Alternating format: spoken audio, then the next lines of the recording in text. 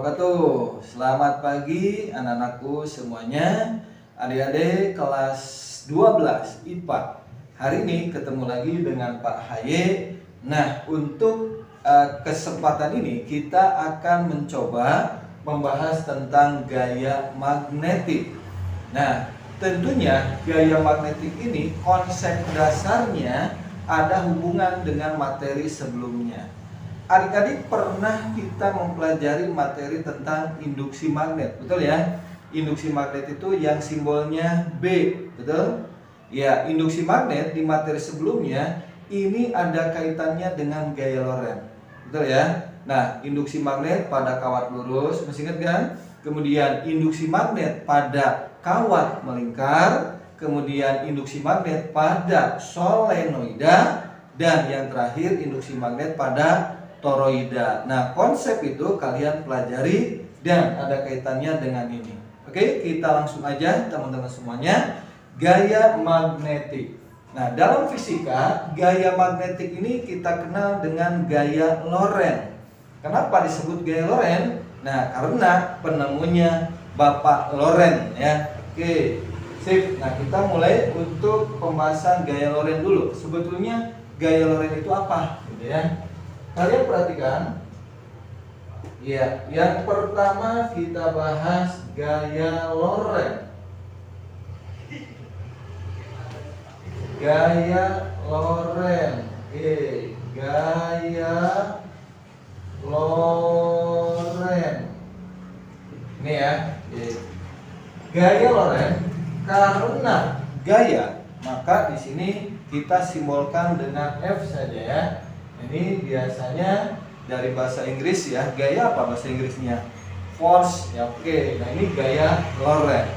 Apa yang dimaksud dengan gaya Lorentz? Oke, nah kalau Bapak definisikan gaya Lorentz di sini adalah gaya ya kan, yang muncul gitu kan?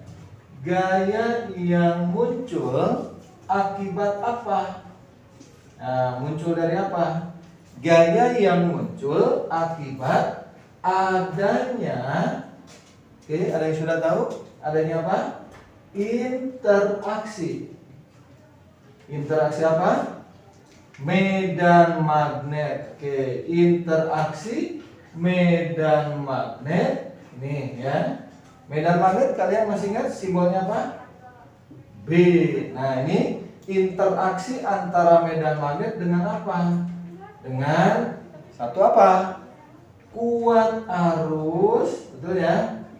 Kuat arus. Simbol kuat arus apa? I, betul ya? Nah, dan apa? Satu lagi apa? Muatan yang bergerak. Nah, ini. Oke, nah ini gaya Lorentz. Jadi gaya Lorentz akan muncul akibat apa? Interaksi antara medan magnet dengan kuat arus listrik, simbolnya I, dan muatan. Muatan kan biasanya Q ya, tapi muatannya yang bergerak. Kalau bergerak itu pasti memiliki apa? V, kecepatan. Oke, ini loh ya adik-adik semuanya. Pokoknya akan muncul gaya Lorentz kalau ada apa? Interaksi antara medan magnet, satu, medan magnet dengan kuat arus listrik, dan medan magnet dengan muatan yang bergerak. Oke. Nah, berarti di sini ada dua ya penyebab munculnya gaya Lorentz. Yang pertama kita coba teman-teman bagaimana gaya Lorentz pada kawat dulu ya yang berarus listrik. Oke, gaya Lorentz pada kawat berarus listrik. Nah, ini gaya Lorentz pada kawat berarus listrik dan berada di dalam medan magnet. Oke, kalian perhatikan. Nah, Bapak punya kawat lurus, misalnya nih, kawat lurus, oke, arahnya misalnya arusnya ke atas. Simbol kuat arus adalah apa?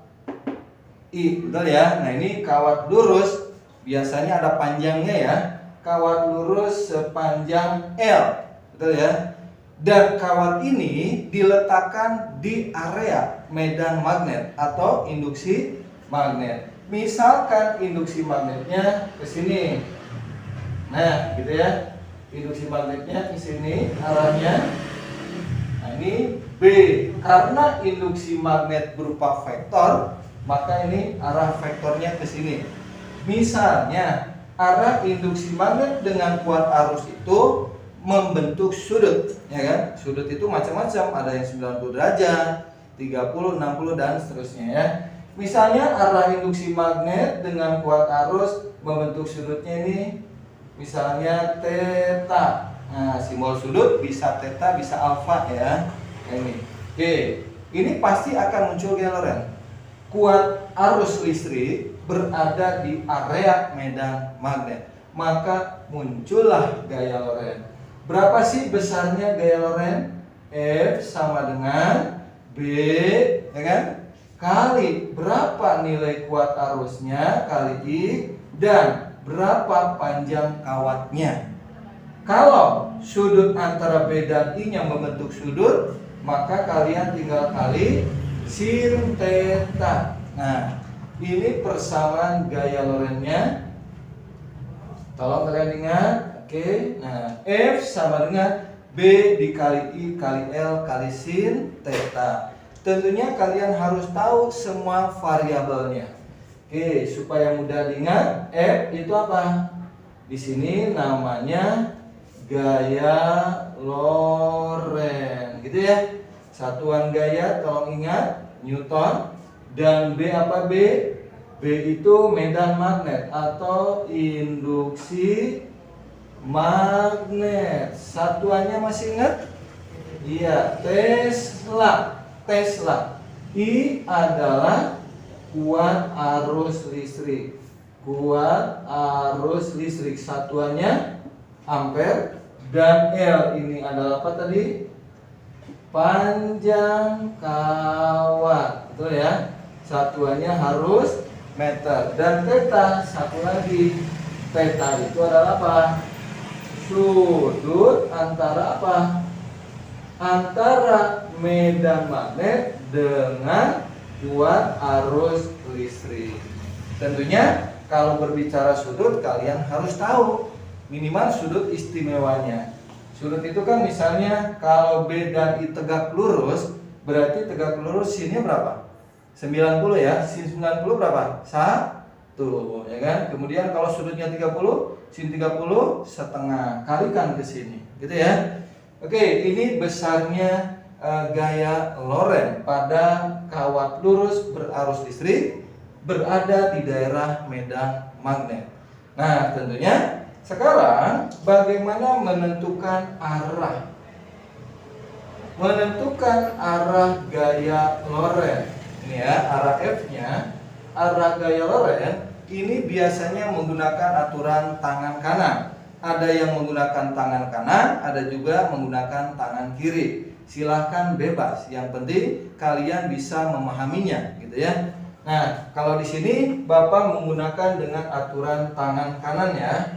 Arah gaya Lorentz ini menggunakan aturan tangan kanan. Dan aturan tangan kanan pun beda-beda. Ada yang begini gitu ya. Mungkin kalian di sekolah sudah belajar, ada yang begini, ada jempol, kemudian keempat jari, ada telapak tangan. Ada juga yang begini kayak nembak ya. Oh, bebas. Bebas boleh. Mau gini boleh, ya kan? Nah, kalau Bapak gini aja, biar nggak pegel gitu ya. Kalau gini kan lama-lama pegel, betul ya? Gini aja. Nah, Bapak akan menggambar posisi tangan Bapak gini ya. Oke, tangan kanan. Mudah-mudahan gambarnya bagus lah, minimal jelas. Oke. Nah, ini gambar tangan kanan. Di gambar jempol dulu. Nah, kemudian ini telunjuk. Gambarnya anggap bagus saja ya. Oke. Nah.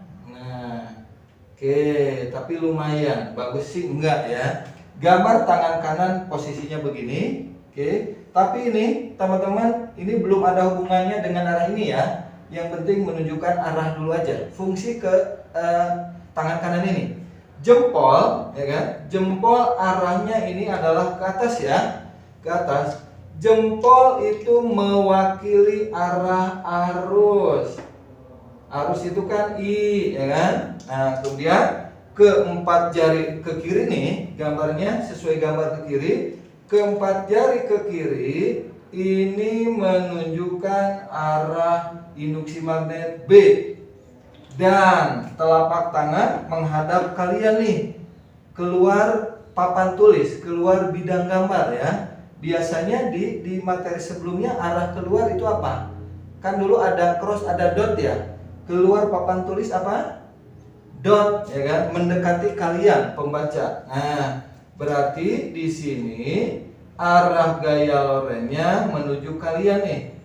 Dot, gaya loren simbolnya F, gitu ya. Oke, ini penentuan arah gaya loren.